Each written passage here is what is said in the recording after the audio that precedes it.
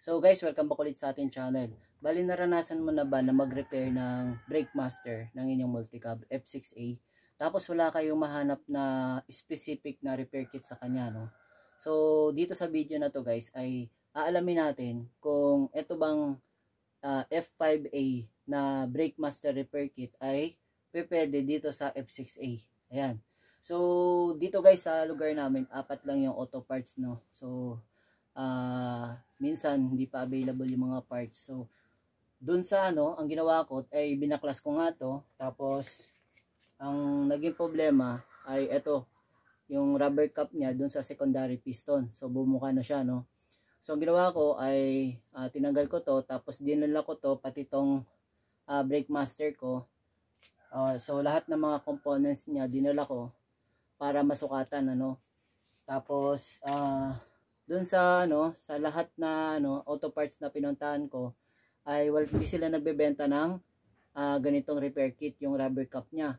So ang nire-recommend nila ay bumili na lang ng bagong brake master, which is nagre-range ng mga 2,000 to 2,500, no, dito sa lugar namin, So merong isang auto parts, tiningnan niya yung brake master ko, tapos tiningnan niya rin itong rubber cap. So meron siyang sinuggest ay ito, yung F5A na brake master. Ito yan, F5A. Ayan siya. So dito guys ay sinukat niya ay pwede ko daw gamitin yung itong rubber cap nito. So ililipat ko lang daw dito sa piston ng ating brake master ng F6A. So tingnan natin guys kung pwede nga ba to. So tara guys. Yan. So ito yung ating lumang brake master guys. Kung makikita nyo dito, ang sukat niya ay ito, 7/8. Ayan, 7/8. Ayan. 7/8. Tapos makikita din natin dito sa niya, ayan, 7/8 to. Tapos ito yung part number at saka yung ayan, pang F5A. Ayan. So tanggalin ko lang to. So ito yung niya, yung O-ring. Ayan. So tsaka itong rubber, ito importante to guys. Ayan. Tapos ito yung kanyang, ito yung piston. Ito yung sa secondary piston niya. Tapos ito yung sa primary piston. So yung sa akin, ang naging problema lang is etong piston dito sa may secondary. So ganito lang yan. Tapos ang laki na, bumuka na yung mga piston. Ayan. So ang sabi niya, ang sinuggest niya ay tatanggalin ko lang daw to, tapos ilipat ko dun sa dito sa spring. So kung titingnan natin dito guys ay ito. Ayan, so ito yung nasa repair kit. Ito yung rubber cap niya, tsaka to, at tsaka ito. So tatlo yung rubber cap niya, no. Ayan. Ayan, tapos ito yung sa ko. Ayan. Ito yung sa original. So yung brand ng aking brake master ay ito. Ayan. So ang importante dito guys ay ito, 7/8. Ayan yung size. Ayan. So sayang naman kung itatapon to. Okay pa yung kanyang cylinder. So i-repair natin to gamit yung repair kit na nabili natin. Gagawin natin to as a backup para kapag, although may binili akong bago dito, ayan. So ito yung nabili natin. Tingnan natin dito kung pareho nga ba sila, no. So Ayan. Ayan, pareho sila. Ito. Ayan, 7-8. 7-8 din dito. Ayan. So, ito nga lang, wala siyang tatak, ano. Ayan. Ito. Bale, ito original niya. Ayan, Aisin. So gagawin natin to as backup, no, just in case masira to at wala tayong mahanap na brake master. So ito lang yung problema niya, guys, yung rubber cap, no. Yan. So ang gagawin natin ay ito yung luma. Ito yung primary piston. Ito yung bigat, oh. Mabigat siya. So tapos ito yung rubber. Ito importante to, guys. Yan. Importante yan. Tapos yung kanyang washer. Yan. So kung titingnan natin dito, yan. So tingnan muna natin yung piston. Itong ating luma. I-compare natin dito sa bago. So kung titingnan natin, halos pareho lang sila, no? Ayan, oh. Pareho lang sila. Ayan. So titingnan din natin dito mamaya kung pareho lang sila ng lalim. Yan. Kasi kailangan natin yan sa adjustment ng ating brake booster. Ayan.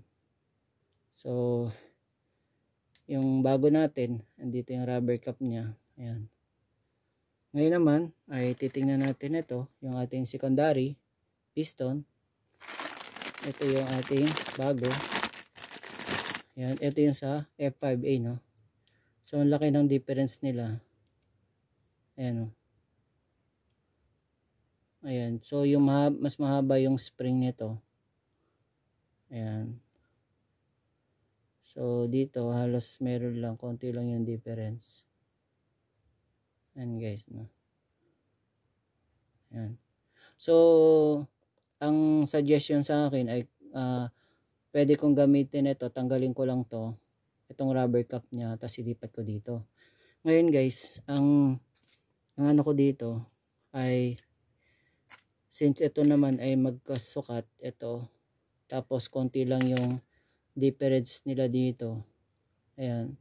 So ito na lang yung gagamitin ko. Hindi ko na lang ililipat itong rubber cap na yan dito sa lumang piston. Kasi baka pag tinanggal pa natin yan, baka bumuka pa siya, no? May stretch yung rubber niya. So hindi ko na lang siya gagalawin. So dito, guys, ay ito, pag tinanggal natin to dito, ayan. So ito kasi yung ayan. So dapat nakaganyan yan, no? Ayan, kakalang siya.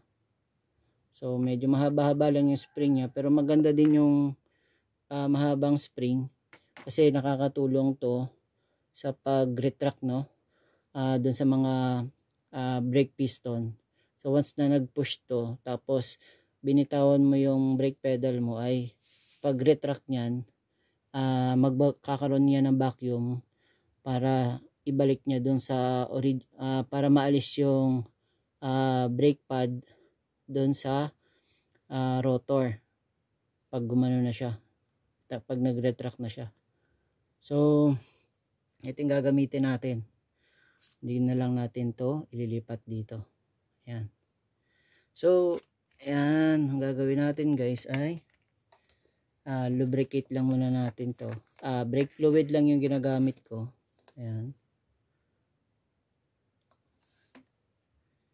So brake fluid lang yung ginagamit ko dito to lubricate. Ayan, karoon lang siya ng lubrication. Ayan.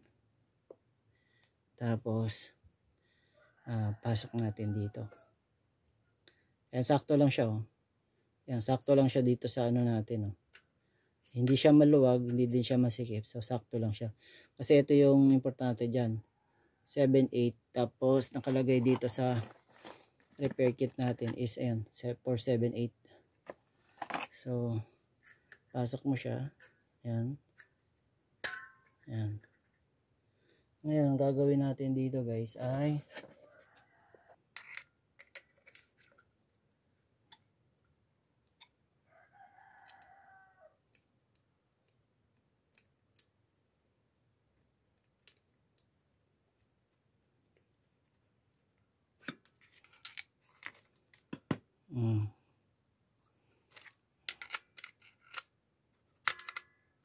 ayun.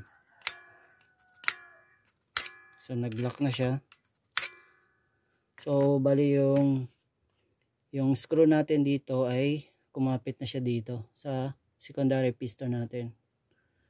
Yan. So ang gagawin natin dito is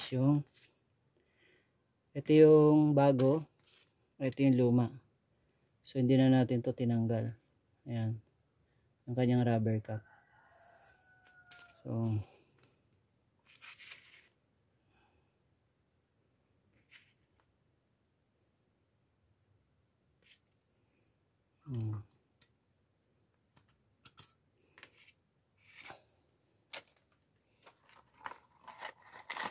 So gamitin natin to.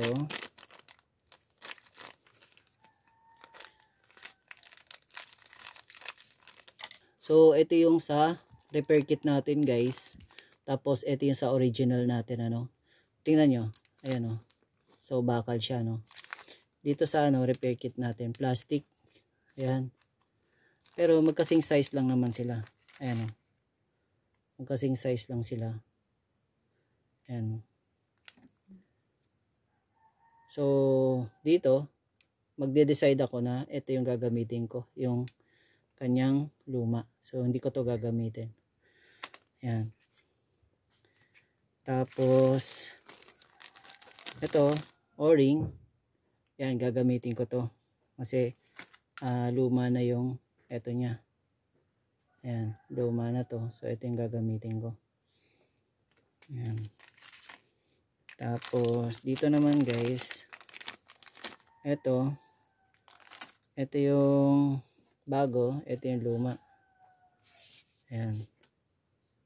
So depende. Pwedeng itong luma pa rin yung gagamitin ko. Pwede din itong bago, pero ito na lang kasi mas siya dito. Ito yung kanyang original. No? So guys, ito yung ating lumang primary piston, ito yung bago, no. So hindi ko na lang siya ililipat. Ayan. So gagawin natin, ito yung bago niyang washer. So ito yung luma niya, ito na lang yung gagamitin ko. Ayan. Tapos bali guys, ito yung bago, ito yung luma. So yung luma natin ay ayan, maluwag siya, no. Ayan, maluwag. So yung itong bago, medyo masikip siya, yan. Yan, medyo masikip siya, yan. So importante kasi ito guys, para yan hindi mag leak yung brake fluid. Yan. Tapos ito, bali ito yung bago, plastic siya, no. Tapos ito yung yan, same lang naman sila. Yan. Kaso nga lang ito ay plastic. Ito bakal, ito plastic. Yan. So ito yung gagamitin ko. Diyan dito. Tapos pasok ko na to. Ayan. Ayan.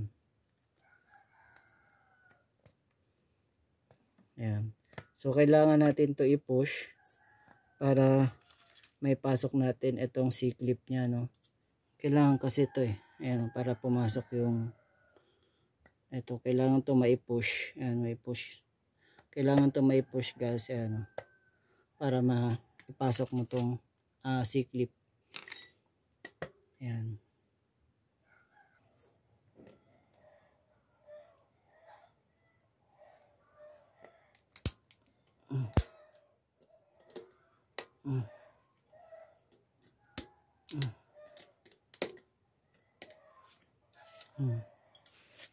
So So yun lang yung mahirap dito guys.